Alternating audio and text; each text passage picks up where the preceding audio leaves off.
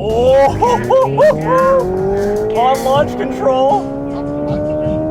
Oh my goodness.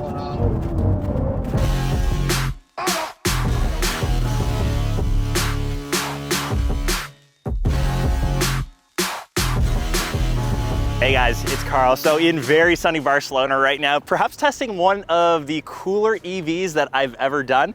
And I'm in the market right now for something practical, something wagon-like. Obviously EV is that next chapter. Something that I can take Link, my doggo, in, something obviously that the wifey can fit in, and just something that is a bit cool, a bit special. So this is the Hyundai IONIQ 5N. So I'm a big fan of the classic IONIQ 5. This has received their N treatment. So essentially N is their motorsport line. I think we all know that Dr. Bierhoff was swiped over from BMW. He has brought over that styling. This thing looks next level. So to the colors first, this is in performance blue. It's kind of this matte light blue, really reminds me of a Gulf blue. And they also have a Soultronic orange. I know that I'm a big orange fan, but I would probably lean to this. It still has some of those little bits accenting in that orange. I guess it's a bit of like a two-tone. They've taken the IONIQ 5 and just created almost like a race car out of it. So there's lots of aggressive air on it. In the front, you have that active flap that actually helps cool the battery, and you do also have these vents to help cool the brakes. All of them, once again, very usable. We've got the larger wheel arches, which gives it a bit of a beefier stance, and 21-inch rims kind of all around. It's got a rear spoiler for downforce, and even the third brake light is inspired by F1 to give it a bit of a sportier look. And honestly, I was pretty surprised with how good it looked. Like I said, I've been a fan of the IONIQ 5, which actually, there's one rolling right here. Turn around. That's just the standard IONIQ 5, and it has that robotic, futuristic look that I think Hyundai has really kind of adopted, which I'm a fan of, and just take that look and just made it a bit sportier.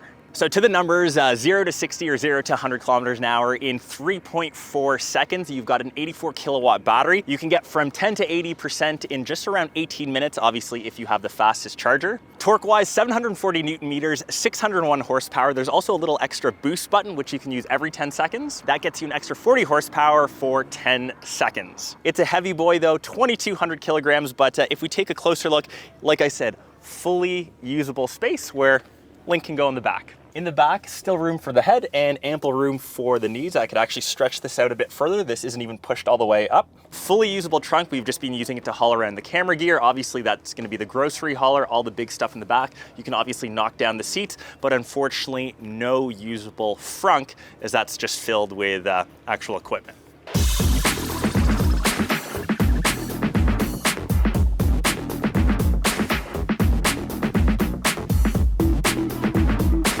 Okay, to the interior, and I think this is a bit of a driver's delight as well. So inside we have zero, like when I say zero black piano plastics to collect any fingerprints. We actually have tactile buttons on the dash that you can press, barely any capacitive buttons. The only thing that would collect fingerprints potentially is the screen, and it's not overdone. I think you've seen a lot of EVs, there are screens everywhere. Obviously you've got the digital tachometer, digital dash that kind of extends halfway through the car, but everything else kind of is in the place that would make sense. You have large spots for charging, big cup holders in the middle console, and we've got these nice comfy buckets. They're not overbearing, not too rounded, but also not too soft. So great for when we get to the track.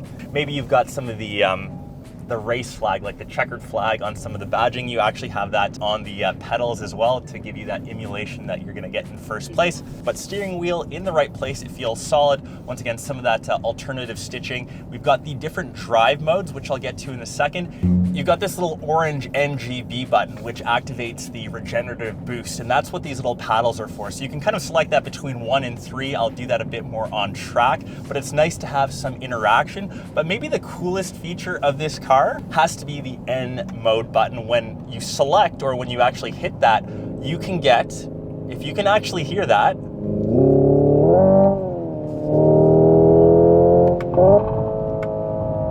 that emulates a 7-speed ICE car. And once again, you can use the paddles. So as I downshift, and obviously with an electric car, you typically just have the one gear. You have none of that torquiness or little jerky motion when you switch between the gears. This actually gives you that. So if I downshift, Little snap, crackles, and pops. Oh, that's a red line. Oh, that is absolutely brilliant. And typically when you think of an EV, if I can just turn that off for a second so I can actually hear, or you guys can actually hear, that one thing that EVs lack is that bit of soul, is the bit of, interaction with the car that when you have an ICE, when you have like, a 6-speed manual, when you have a clutch, when you're shifting through gears, that's what people love. And I think that's what enthusiasts kind of miss when they switch to cars like this. This is probably the first time I've been in an EV where I've kind of grinned. So as I press the button on again,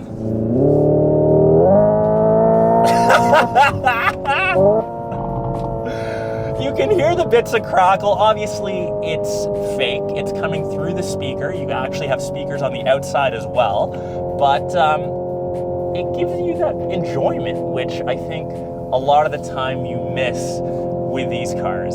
And when you go into N mode, you can actually switch the different sounds, and you can actually see this little red line meter or the shift meter on the heads-up display, obviously in the front dash. One thing that I've noticed, it is a bit dark in the interior. That's because no moonroof or sunroof. That's just for weight savings. Unfortunately though, it is just regular body. It's not carbon fiber. If you want to save some weight, give us some carbon fiber. I think we'd all appreciate that, and I think it would look really good on this performance blue.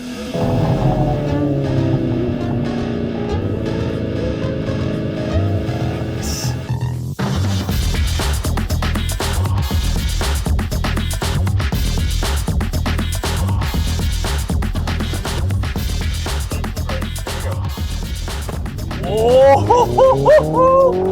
on launch control. Oh my goodness.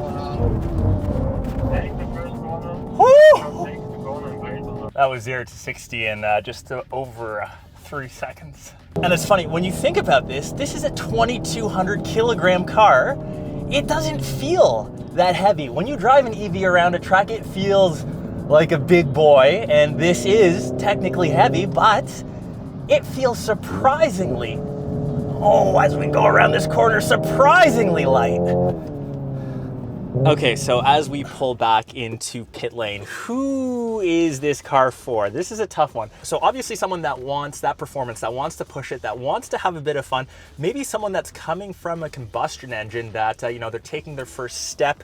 They've been kind of on the fence with EV, myself included. I've never been the biggest fan. You kind of just don't have that soul with an EV car. This might have been the closest drive to some sort of combustion car. All it needed is a stick shift, a 6-speed in the middle, but at least you get that torque feeling. You get some sort of sound. I know it's fake, you know it's fake, but at least you get some feedback, which I think is part of the battle. Biggest sticking point here, I think, has to be the price. So it's around 78,000 Canadian, maybe what is that, 60,000 US. If you're looking for something comparable for the performance, you're paying over $100,000. Something from BMW, Mercedes, Audi, they're pricey too. Would I take this or say a used EV, which have absolutely plummeted in value? If you look at, a Taycan, something 2-3 years old, you can get them for half off, like 2/3 off, which is also crazy. I got to give props to Hyundai. They're not afraid to push the envelope to change the design of this. It feels like it's from the future, but it isn't, overdone. It isn't tacky. I'm standing here in the pit and, next door is all the N performance parts. I almost feel like I'm in an M Power section. That's the kind of feel that I get. And I honestly wish BMWs looked this good, because they honestly have just gotten so ugly lately. But yeah, let me know what you guys think. I still don't know what to classify this is. It's not a crossover like the standard IONIQ 5. It's lower, it's sportier. Is it a hot hatch? It's got that supercar performance. It doesn't look like a supercar, but and it has the usability. Like I said, you can throw things in the back. I'm narrowing down my choice till I find that next fully usable utility vehicle. It will be in the new house since I do have charging ports. I hope you guys enjoyed this. I certainly had a grin on my face, and I will catch the rest of you in one of my next ones.